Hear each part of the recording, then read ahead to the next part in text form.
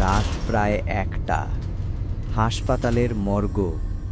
রিয়ান, একজন স্টাফ চিকিৎসক, একা ডিউটির জন্য সেখানে আছে। চারপাশ নীরব, শুধু ফ্রিজের হালকা ফিস ফিস আওয়াজ ভেসে আসে। হঠাৎ সে লক্ষ্য করে ফ্রিজের একটি মৃতদেহ যেন অদ্ভুতভাবে তার দিকে তাকাচ্ছে। রিয়ান কণ্ঠ কেঁপে বলে, কে আছে এখানে? কোনো উত্তর নেই। ফ্রিজের দরজা হালকা ঝনঝন করছে। রিয়ান ধীরে এগিয়ে যায়। ফ্ল্যাশ লাইট জ্বালালে সে দেখল মৃতদেহের চোখ হঠাৎ খুলে যায়, মুখে অমানবীয় হাসি।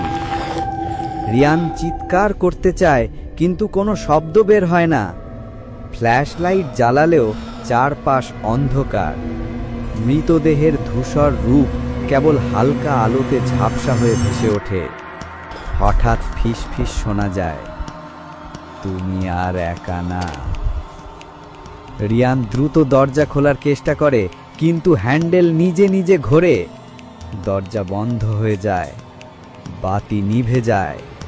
ফ্রিজের আলো ধীরে ধীরে তার দিকে এগোচ্ছে।